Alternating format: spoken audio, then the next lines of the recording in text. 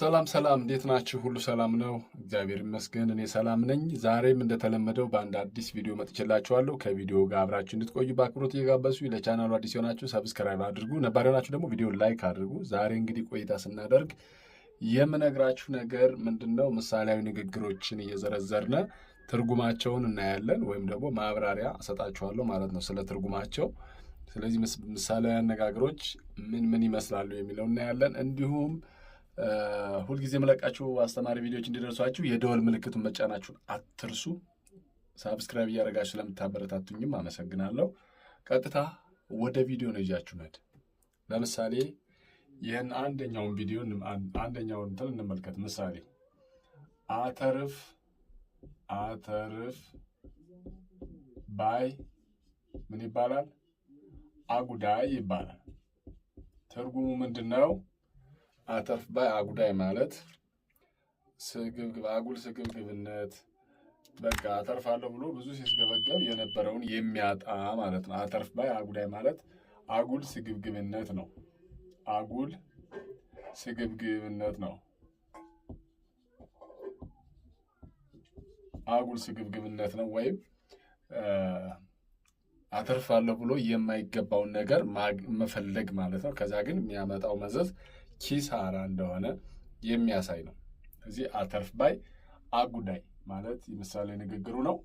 አተርፍ ባይ አጉዳይ ማለት አጉል ስግብግብነት ወይም አጉል ትርፍ ፍለጋ፣ የማይሆን ነገር ያልተደከመበትን ነገር መፈለግ እንደማለት ነው። ሁለተኛው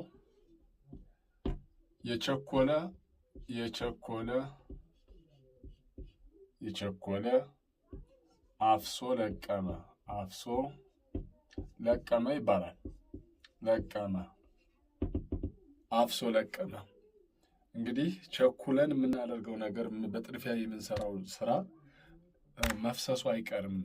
በፍጥነት አፍሰን እንደገና ደፍተነው መልሰን መልቀማችን ነው የሚለውን ፍቺ ለመንገድ ነው። የቸኮለ አፍሶ ለቀመ ማለት ሁሉም ነገር ቀስ ብሎ ቢሆን ይመረጣል ነው። በችኮላ ስንሮጥ ሊደፋ ይችልና መልሰን ልናፍስ እንችላለን፣ ልንለቅም እንችላለን። ያፈስነውን ነገር መልሰን ልንለቅም እንችላለን ማለት። ስለዚህ የቸኮለ አፍሶ ለቀመ ችኩልነትን ነው።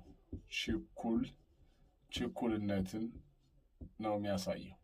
ስለዚህ መቸኮል የለብንም የሚል ምክር ነው የቸኮለ አፍሶ ለቀመ ማለት። እሺ፣ የነ ቶሎ ቶሎ ቤት ግድግዳው ሰንበሌጥ። ሶስተኛ የነ ቶሎ ቤት ግድግዳው ሰንበሌጥ።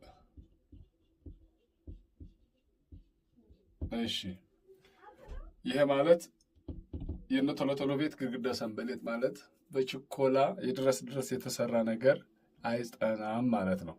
በችኮላ በቶሎ በሩጫ የተሰራ ስራ አይጠናም ማለት። ግድግዳው ሰንበሌጥ ማለት እንግዲህ ሰንበሌጥ ሳር ነው። ሳር ግድግዳ እንደማይሆን ይታወቃል ማለት። ስለዚህ በችኮላ ግን ግድግዳውን ሳር ሊያደርጉት ይችላሉ ሰዎቹ። ስለዚህ በድረስ የተሰራ ነገር አይጸናም ማለት ነው። የዚህ ምሳሌያዊ ንግግር ትርጉም የነ ቶሎ ቤት ግድግዳው ሰንበሌጥ ማለት በችኮላ የተሰራ ነገር ረብ የለውም ወይም ጥቅም የለውም ማለት ነው። አራተኛ የቆጡን አወርድ ብላ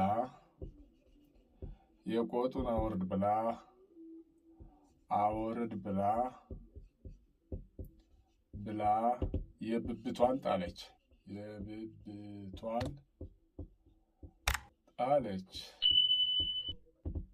ይሄ የሚገልጸው የዚህ ምሳሌያዊ ንግግር ፍቺ የቆጡን አወርድ ብላ የብብቷን ጣለች ማለት ያላትን ነገር ትታ የሌላ ስትመኝ ከራሷ አጎደለች ማለት ነው። ያላትን ነገር ትታ ወይም አንድ ሰው ያለውን ነገር ትቶ የሌላ ሲፈልግ ወይም ሌላ ሲመኝ የራሱንም ያጣል ማለት ነው። ስለዚህ የቆጡን አወርድ ብላ የብብቷን ጣለች። ቅርብ አጠገቧ ያለውን ሀብቷን ጥላ ሌላ ስትወርድ ስትለፋ ማልቆጥ ማለት እንግዲህ ቤት ውስጥ ያለ አልጋ ነው። ረጅም አልጋ ማለት ነው። ወይም ረጅም አልጋም ላይሆን ይችላል። ቆጥ የሚባል አለ እንግዲህ የገጠር ሰው ነው የሚያውቀው። ስለዚህ የቆጡን አወርድ ብላ የብብቷን ጣለች። ወደ ላይ እጇ አስታንጋጠጥ ልታወርድ ከብብቷ ውስጥ ያለው ወደቀ ማለት ነው። ይህ በብዙ ፍቺ የእሷ ያልሆነ ነገር ልታመጣ ልጨመር ስትል የያዘችው ነገር ወደቀባት ነው። ይሄ ነው አምስተኛ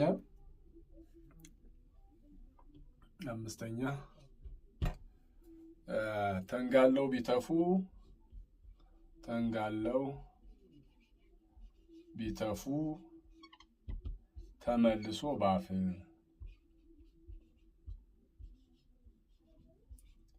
ተመልሶ ባፍ ይሆናል። ተመልሶ ባፍ ተንጋለው ቢተፉ ተመልሶ ባፍ ወይም ተንጋለው ቢተፏት ተመልሶ ባፍ ይባላል። ያ ማለት ምን ማለት ነው?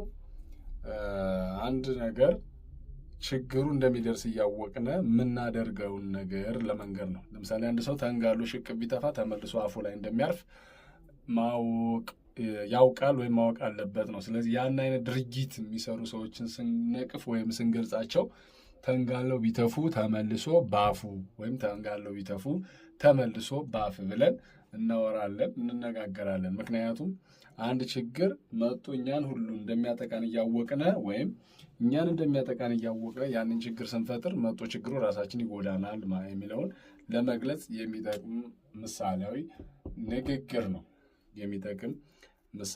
ንግግር ነው። እሺ የሺ ፍልጥ ስድስተኛ የሺ ፍልጥ ማሰሪያው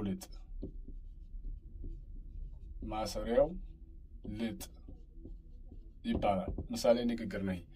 የሺ ፍልጥ ማሰሪያው ልጥ ማለት የሺ የሆነ የብዙ ሰው የሆነ ነገር በግድግድ በትክክል አይያዝም እንደማለት። ለምሳሌ የሺ ፍልጥ ማሰሪያው ልጥ ማለት አንድ ግለሰብ ቢሆን ፍልጡን ወይም እንጨቱን ክምሩን ወይም ፍልጡን አጥብቆ ሊያስረው ይችላል። በምን? በገመድ በተለያዩ ነገሮች ሊያስረው ይችላል።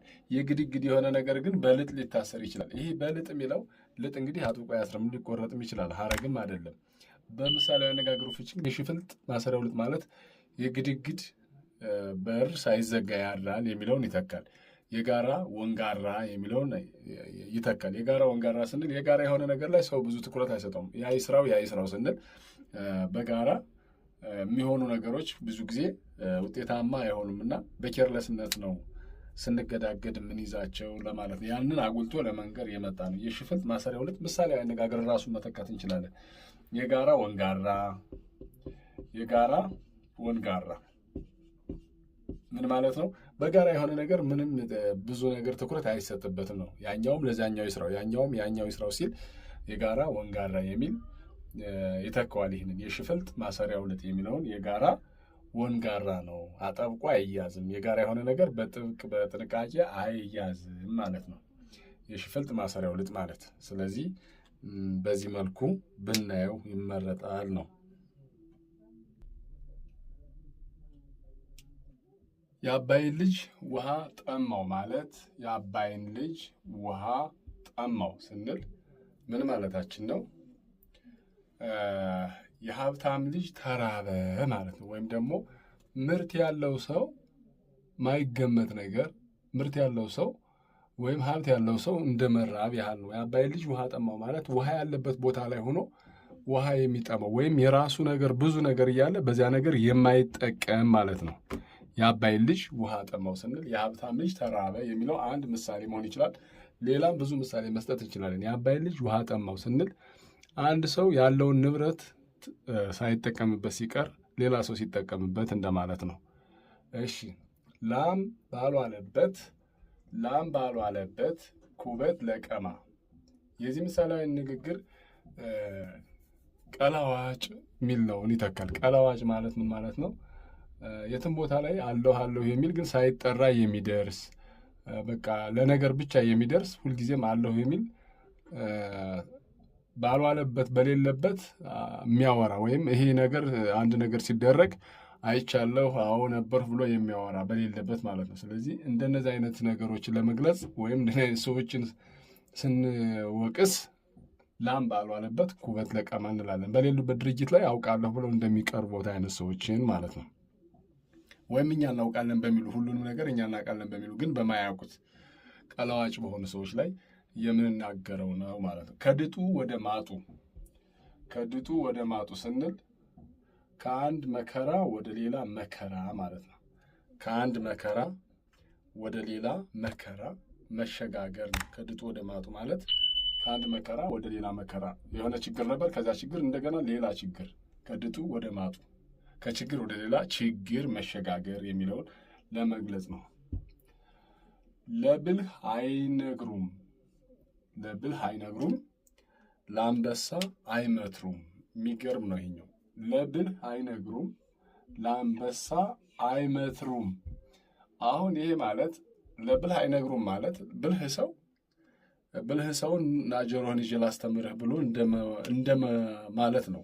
ስለዚህ ለብልህ አይነግሩም ማለት ብልህ ያውቀዋል፣ ሁሉንም ነገር ስለሚያውቅ ቢነግሩት አይሰማም፣ ምክንያቱም ያውቀዋል ቀድሞ። ስለዚህ ለብልህ አይነገርም ነው። ብልህ ነው ያውቃልና ና ላስተምርህ ና ልንገርህ አይባልም፣ የሚያውቀን ወይም የተማረን ሰው እንደማለት ነው። ለአንበሳ አይመትሩም ደግሞ ለአንበሳ ስጋ መብላት ለማሳየት አይመተርም፣ አንበሳ ራሱ አበላሉን ስለሚችል ማለት ነው። ስለዚህ ለብልህ አይነግሩም ለአንበሳ አይመትሩም ይባላል። ለብልህ አይነግሩም ለአንበሳ አይመትሩም። ብልህ ያውቃል፣ አንበሳም ሳንመትርለት ስጋ መትር ልናበላው እኛ የስጋ አበላልን ለአንበሳ ልንነግረው አይገባም። አንበሳ እንዴት መበላት እንዳለበት ያውቃል ነው። ለብልህ አይነግሩም ለአንበሳ አይመትሩም ይባላል። ራሱን አመስጋኝ በአንድ ከብት ይዳራል ይላል ያገሬ ሰው። ራሱን አመስጋኝ፣ ራሱን የሚያመሰግን ሰው በአንድ ከብት ይዳራል ይላሉ። ይሄ ማለት ራሳቸውን ከፍ የሚያደርጉ ሰዎች ምንድን ነው? በቀላሉ ሰው ጋር ይግባባሉ፣ በቀላሉ በብዙ ሀብት ሳይኖራቸው ሊዳሩ ሊጋቡ ይችላሉ የሚል አንድምታ አለው። ራሱን የሚያመሰግን ከፍ የሚያደርግ ሰው በአንድ ከብት ይዳራል ብሎ ሲቀልድ ያገሬ ሰው ምን ማለት ነው?